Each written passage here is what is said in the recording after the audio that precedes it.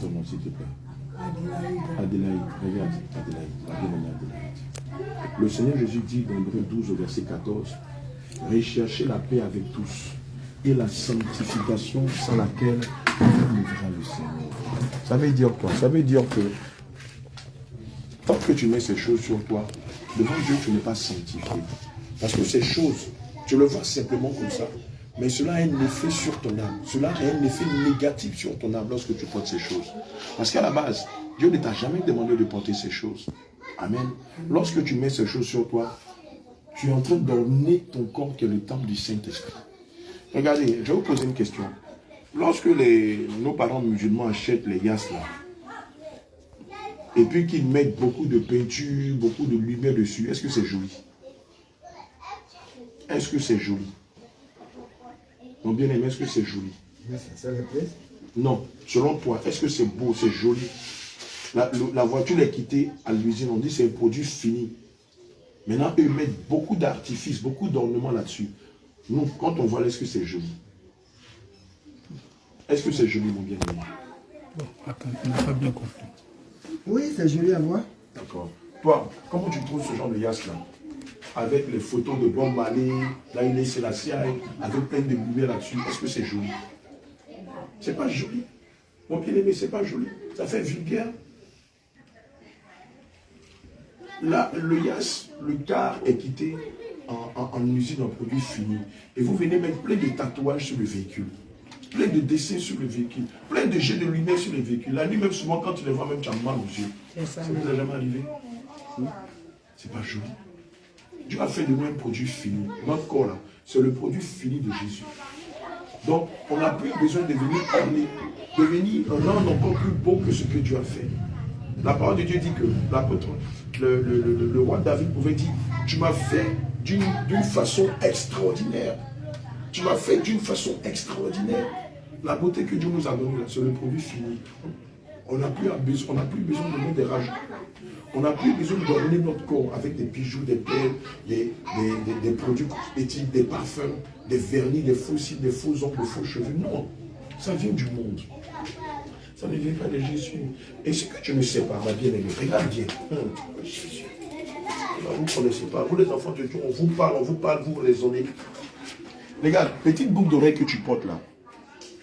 Quelqu'un peut prendre ma règle là, s'il vous plaît. Petite boucle d'oreille que tu portes. Toi, tu ne le sais pas, mais ça sert d'écouteur au monde de la sorcellerie ici dans ce village. Tous ceux qui sont sorciers là, dès l'instant où tu mets ce bijou à tes oreilles, tous tes projets que tu dis ou que tu as en cœur, ils le savent. Parce que tu détiens un de leurs produits qui s'appelle boucle d'oreille. Alléluia. Lorsque tu mets une chaîne à ton cou, parce que c'est ce que vous ne savez pas. Et puis c'est pas n'importe quelle chaîne. D'ailleurs même que le Seigneur interdit les chaînes. On va voir ça dans la parole de Dieu. Lorsque tu mets une chaîne, surtout un crucifix à ton cou, qu'est-ce que tu es en train de dire à Dieu, Adélaïde? Le Jésus que tu adores, il est vivant ou il est mort? Il est vivant. Il est vivant. Maintenant, celui qui est ici, là, il est vivant ou il est mort? Maintenant, toi, quel est le Dieu que tu adores? C'est le Dieu des morts ou c'est le Dieu des vivants? Mais pourquoi est-ce que tu ne représentes pas un Dieu mort? Je bouche les oreilles de tous ceux qui pratiquent la sorcellerie dans ce village au nom de Jésus. Quand tu portes ces choses, tu es en train de dire à Jésus, notre Dieu, notre Papa, que tu ne places plus ta confiance en lui, mais tu places ta confiance en un Dieu mort. Il n'y a pas de différence entre un catholique, un musulman, un bouddhiste, quelqu'un qui va chez les marabouts. C'est de l'idolâtrie. Au-delà de cela, c'est de la prostitution spirituelle. Évidemment, lorsque tu vas porter cela, tout ce qui est lié à la mort dans ce village, tu vas les inviter dans ta vie. C'est pourquoi, malgré que tu as acheté ça, tu n'es pas lié. Ça, en bon français, on appelle ça un leurre, un piège. En français de mon quartier, on dit c'est un attrape-nigo. Toi, tu portes ça en pensant que ça va chasser les sorciers. S'il y avait un sorcier ici, j'allais lui demander. Ça ne les chasse pas, ça les attire. Ils le savent. Tous les sorciers de ton village le savent. Dès l'instant où tu mets ça, tu leur dis, je viens de me livrer entre vos mains. Faites de moi ce que vous voulez. Oh, tous les sorciers qui sont dans ce village le savent. Mais toi, tu es enfant de Dieu, tu ne le sais pas. Tu as vu dans la Bible, le Seigneur vous a demandé de porter un crucifix. Quand il a dit dans sa parole, selon Matthieu 10, de porter sa croix, ce n'est pas un objet. Porter sa croix, là, ça veut dire quoi? Abandonner le mensonge, le vol, l'impudicité, la colère, la sorcellerie. Abandonner l'idolâtrie. Arrêter d'aller dans la forêt pour adorer les bois, les eaux, les cailloux et tout ça. Et marcher dans la sanctification, dans la vérité, dans la justice, dans la foi, dans les renoncements, dans l'émondement. C'est ça, porter sa croix. Accepter que les gens te suivent pour Jésus. Accepter qu'on t'humilie pour Jésus. Maman, que le Seigneur te bénisse. Toi aussi, que le Seigneur te bénisse. Alléluia. Le Seigneur Jésus ne t'a jamais demandé de porter cela. Alléluia. Même Matthieu 44, verset 9 à 12. Pardon, Ésaïe 44, verset 9 à 12. Le Seigneur ne nous a jamais demandé de porter ces choses-là. Amen. Porter ces choses, ces perles. Quand tu as porté des baïas, tu dis non. Mais ça, c'est des baïas. Ça, c'est des perles. Dans l'ouest de la Côte d'Ivoire, les parents mettent ça sur la hanche de leurs enfants afin de dessiner leur forme, afin qu'elles aient des formes de sirènes. Chez nous, en pays à Caen, vous êtes à Caen, non? Chez nous, en pays à Caen, lorsque nos filles naissent, dans la tradition, on met des perles à leur hanche pour qu'elles aient une forme de sirène, pour qu'elles aient de grosses fesses, des calipiges et une forme de sirène. Ça va ça? Maintenant, toi qui mets ça sur toi là, c'est pas la forme de quoi? Tu es une sirène ou tu es un enfant de Dieu? Alléluia. 2 Corinthiens 6, verset 14 dit quoi? Mais quel accord y a-t-il entre la lumière et les ténèbres? Quel accord y a-t-il entre les fidèles et les infidèles? Quel accord y a-t-il entre Christ et Bélial? Alléluia. Ne sommes-nous pas le temple du Saint-Esprit? Et donc, on va permettre que le temple du Saint-Esprit soit habité par des démons. Parce que ça, c'est des démons. Lorsque vous portez ces choses sur vous, regardez spirituellement ce que ça fait sur vous. Ça fait comme ça. Amen. Comme quand vous allez à l'hôtel et puis vous voyez les jeux de lumière devant l'hôtel, et te signaler qu'ici, là, c'est un endroit de perversion. Lorsque vous portez ces choses, le monde de culte voit la lumière et va vers vous. Va te voler ta santé, ta joie, ton mariage, ta paix, ta fécondité, ta fortune, ton intelligence. Parce que ces choses leur appartiennent. Jamais dans la Bible, le Seigneur nous a demandé d'avoir confiance en une dame. Jamais dans la parole de Dieu, le Seigneur Jésus nous a recommandé de placer notre confiance en des objets. Jamais.